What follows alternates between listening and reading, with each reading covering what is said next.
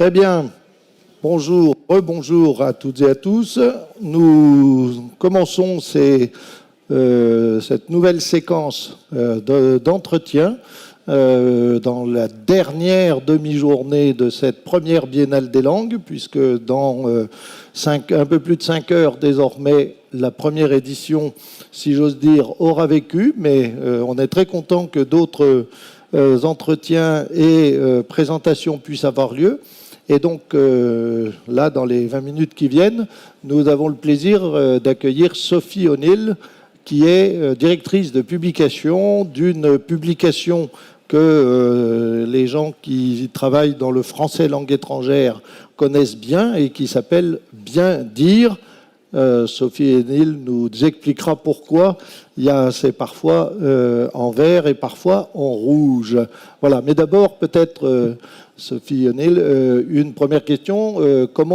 Par quel parcours devient-on directrice de publication d'un magazine sous-titré « Le français par la culture » ? Alors, bonjour tout d'abord. Donc, on devient directrice. Moi, je travaille dans la presse spécialisée depuis 1990. Donc, j'ai 30 ans de presse spécialisée. J'étais dans le droit avant, j'étais dans l'informatique avant, de commencer dans la presse spécialisée informatique. Et j'ai passé ma vie dans des grands groupes de presse, LexisNexis et CEP Communication, où j'ai fait différents services. J'ai travaillé dans tous les services pour finir au comité de direction de LexisNexis. Et quand je suis arrivée à Lyon, je suis une passionnée de la presse et j'ai voulu continuer. Et donc, mais en revanche, j'ai voulu rentrer dans les petites structures. Et je suis tombée sur Pamela Bourgeois, qui était la gérante de Entrefilets, et son concept, dont je vais parler un peu plus tard, dans le détail, m'a passionnée.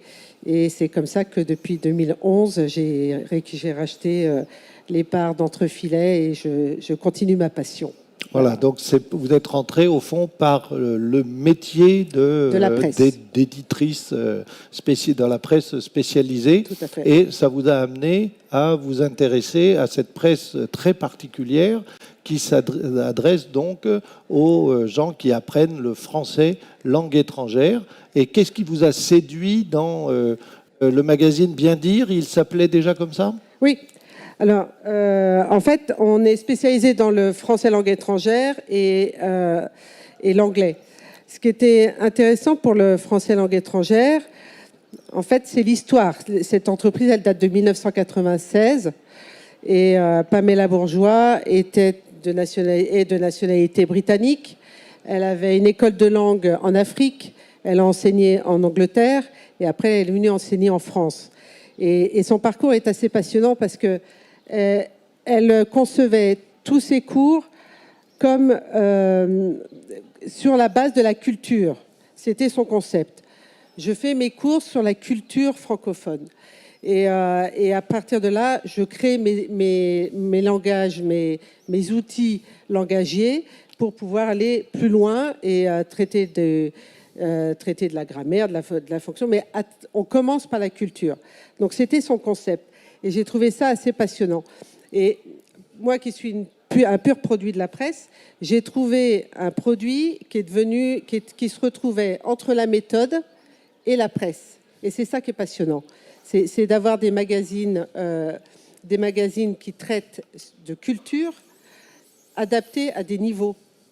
Donc, parce que quand on enseigne ou quand on apprend, parce que ça s'adresse aussi aux apprenants, à un niveau B2, lire un article, que ce soit sur la géographie, sur la société, sur la politique, sur l'économie de nos journaux, c'est compliqué et assez décourageant.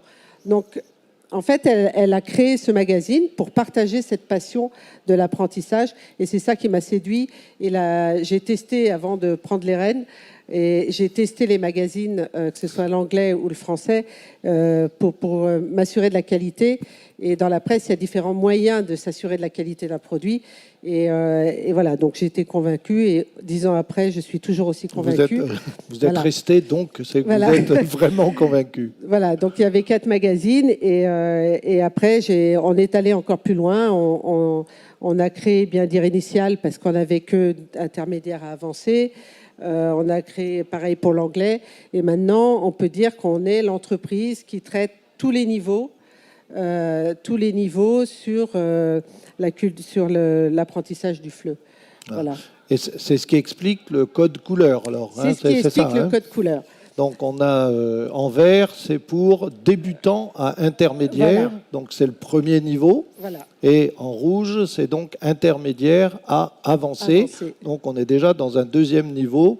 Et on peut rentrer peut-être davantage dans des articles à l'expression un peu plus complexe. Voilà, tout à fait.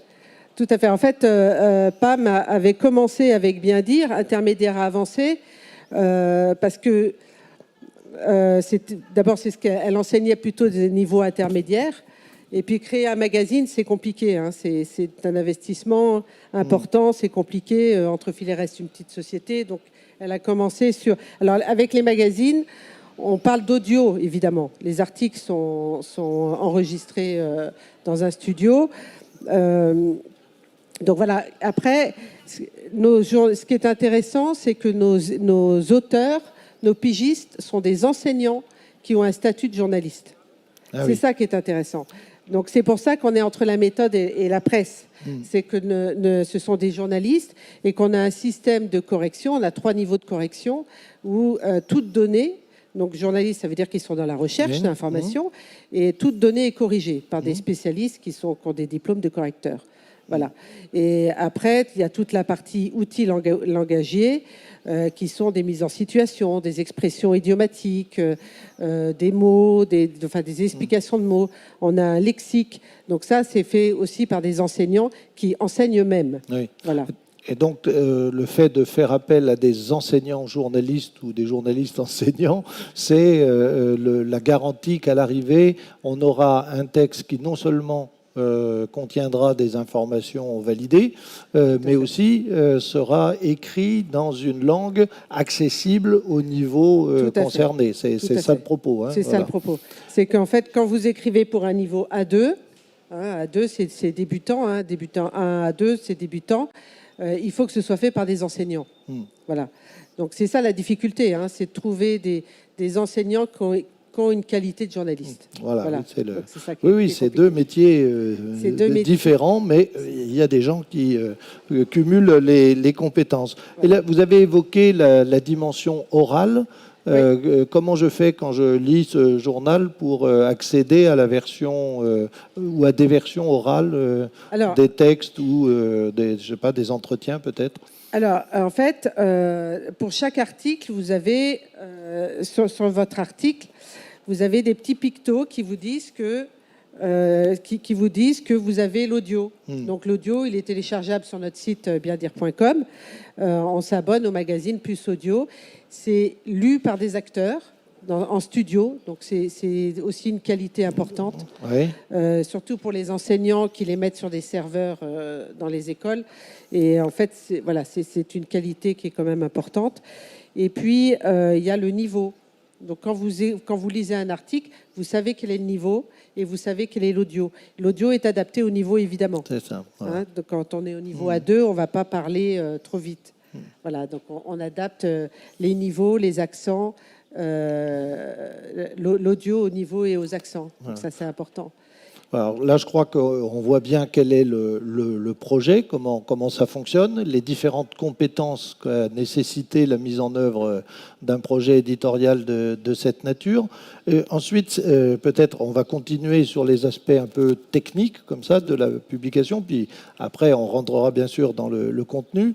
Sur les aspects techniques, vous dites qu'il y a donc des abonnements. C'est aussi un magazine qu'on peut trouver, je sais pas, dans une maison de la presse ou dans un... Alors, en kiosque. En kiosque, non, il n'est pas vendu en kiosque parce qu'il est vendu à 98% à l'étranger. À l'étranger, d'accord. Voilà. Donc, c'est 60% de nos clients sont des enseignants. C'est des enseignants. Alors, comme dans les enseignants, il y a 2 styles d'enseignants. Il y a ceux qui n'utilisent que Bien dire pour leurs cours. Le Bien dire est en magazine papier, est en magazine numérique avec l'audio. Et puis, on a créé aussi, pour aller jusqu'au bout, on a créé des exercices interactifs. Donc, c'est là où on sort un peu de la presse. Oui. Et c'est ça qui est intéressant, c'est de rester sur la presse, mais continuer dans l'apprentissage et de dire, je suis enseignant, j'ai besoin de quoi? J'ai besoin d'un article, d'un fond, d'un sujet, et j'ai besoin de l'audio avec. J'ai besoin aussi des exercices. Alors, ils peuvent imprimer les exercices, donc c'est un gain de temps. Voilà, un gain de temps. Et l'avantage dans nos articles, si vous avez des articles courts, vous avez des articles longs, comme ça vous adaptez. On essaye d'avoir un panel le plus important, mais toujours dans l'esprit de la culture. Voilà. Alors oui, ça c'est effectivement très important parce que quand on lit le sommaire, au fond les grandes rubriques renvoient effectivement à votre sous-titre là, le français par la culture, puisqu'on voit une rubrique langue, une rubrique culture, une rubrique rencontre, une rubrique voyage. Et puis une rubrique qui inaugure chacun des magazines qui s'appelle Info et Société, avec des textes souvent plus courts, mais qui donnent des informations donc plutôt sur une relative actualité, quelque chose comme ça. Enfin, vous essayez de rebondir. Ce sont des magazines bimestriels, donc on se cale à l'actualité. Au moment des élections, vous allez forcément avoir un article comment ça se passe en France. Voilà, par exemple. Voilà, comment ça se passe en France, comment on mars-avril 2022, voilà. Évidemment. Voilà, donc on est là en ce moment. Il y a le Roland Garros sur celui de bien dire. On a plusieurs articles. Alors le principe, c'est on a 32 articles par magazine, entre 32 et 36 articles, et on traite de deux thèmes. Voilà, donc on va traiter de trois thèmes. On va traiter des thèmes, par exemple là, on a bien dire, vous avez un article sur le tennis, donc on a un article sur Amélie Mauresmo qui est devenue la présidente de Roland Garros. Après, on va avoir un article sur les expressions sur la balle. Ah oui. Après, vous avez la mise en situation, des mises en situation sur le tennis, etc. Donc, on a à peu près 6-7 articles sur le tennis. Après, sur le bien dire, on va avoir le travail. Donc, on va parler des impacts du Covid et donc du travail, du télétravail. Après, du coup, on en profite pour faire un rappel sur le droit du travail en France, les évolutions. Et puis, on va faire une mise en situation sur comment faire un CV, etc. Donc, on essaie du coup, ça permet à l'enseignant de traiter d'un thème sur plusieurs cours et d'utiliser de manière différente. Oui. Et il pourra faire l'expression orale, l'expression écrite, la compréhension écrite, la compréhension orale.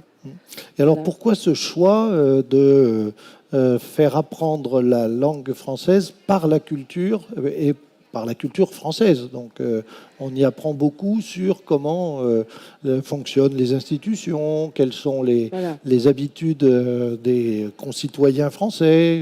On découvre aussi, là je vois un numéro sur Saumur, Perle de l'Anjou, un autre sur Perpignan, cité catalane. Au fond, pourquoi ce choix de rentrer par la culture? Alors, le choix, il est double. Le premier choix, c'est de dire apprendre une langue, c'est bien, mais comprendre un français, c'est encore mieux. Et si on veut défendre, que ce soit professionnel ou personnel, si on veut défendre des idées, on défendra des idées si on comprend la culture, l'expression, les petites cultures, les petits trucs qui font que voilà, on arrive à convaincre quelqu'un. Ça, c'est la première chose.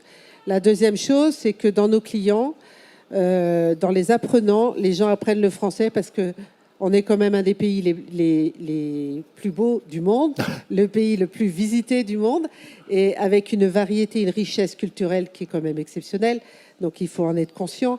Et donc, les gens, ils nous achètent parce qu'ils viennent en France et comme ça, ils peuvent organiser leur voyage, ils peuvent organiser... Voilà, donc c'est ces deux. Et là, quand on parle de bilinguisme, le bilinguisme, c'est pas seulement parler couramment, quoi. Oui, voilà. C'est comprendre la culture. Et dans mon équipe, moi, je suis la seule franco-française, je suis même lyonnaise. Les autres ont vécu à l'étranger, connaissent les multitudes de cultures.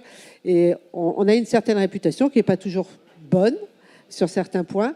Et donc, voilà, il faut défendre notre culture. C'est important. Voilà. Donc, c'est plus qu'un magazine de langue, même si on peut apprendre la langue grâce à ce magazine, c'est aussi se familiariser avec la société française, Oui. dans son histoire, dans son actualité, dans peut-être les questions qui la traversent. C'est un parti pris. Oui, c'est un parti pris. C'est en fait, si vous voulez que l'apprenant se passionne et progresse vite, il faut qu'il ait un intérêt. Donc voilà. Donc on pense que l'intérêt de la culture est un bon moyen en fait est un bon moyen pour le faire progresser assez rapidement. Très bien. Alors, je feuillette ce magazine. Le principe économique, je vois, il n'y a pas de publicité dans ce magazine. C'est un parti pris aussi. C'est un parti pris. On pourrait faire de la publicité, mais on ne fait pas de publicité. Alors, c'est un modèle économique. Dans la presse, il y a deux modèles économiques. Modèle économique par la publicité et d'autres par l'abonnement. Donc, nous, c'est un choix de modèle économique par l'abonnement. Voilà, donc notre magazine est 100% pour l'apprentissage. Très bien. Et alors, du coup, quand votre ce modèle économique, là, s'il ne repose que sur l'abonnement, il vous faut combien d'abonnements pour équilibrer un travail comme ça? Parce qu'il y a un énorme travail rédactionnel qui se dédouble, qui va bien au-delà de rédiger un magazine, puisqu'il y a la dimension apprentissage en même temps. Oui, alors ça, c'est pas spécialement typique au FLE, c'est oui. Dans la presse, dans le modèle économique de la presse, à partir de 2500 abonnés, on arrive à un seuil de rentabilité qui devient intéressant. Voilà. Et c'est un seuil que vous avez atteint facilement? Oui, heureusement, oui. on a 22 ans, oui. 26 ans. Oui. On a 26 ans, donc on a atteint. On atteint. Après, le monde d'aujourd'hui, on est tout le temps en progression.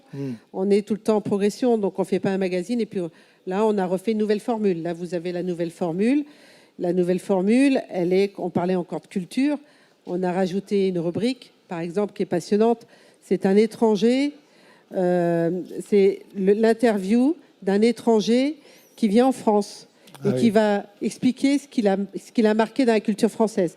Ou bien un Français qui va dans un autre pays, ça peut être dans n'importe quel pays, et il va expliquer la différence entre la culture française et la culture. Ça, c'est passionnant. Et on a rajouté une rubrique francophone, parce qu'on faisait un peu de francophonie, mais pas beaucoup.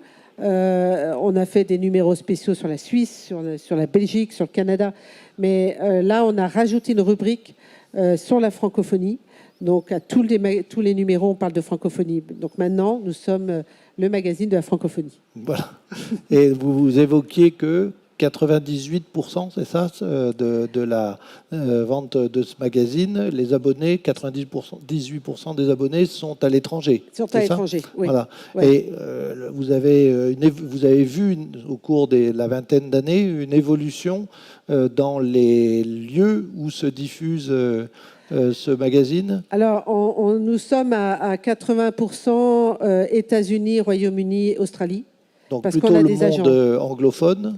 Voilà, plutôt anglophone. D'abord, on a un lexique pour aider à l'apprentissage, qui est anglais-français.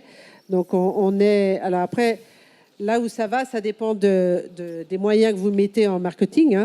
Donc, en Australie, aux États-Unis, aux Pays-Bas, en États-Unis, Royaume-Uni.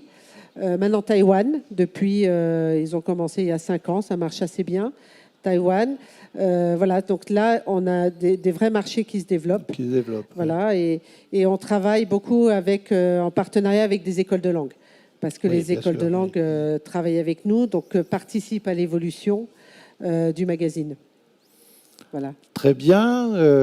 Peut-être va-t-on prendre quelque temps pour une question dans le public. Peut-être y a-t-il une question qui va se poser. Oui, non. Non, pas de main qui se lève. Bon, écoutez, merci beaucoup, Madame Sophie O'Neill.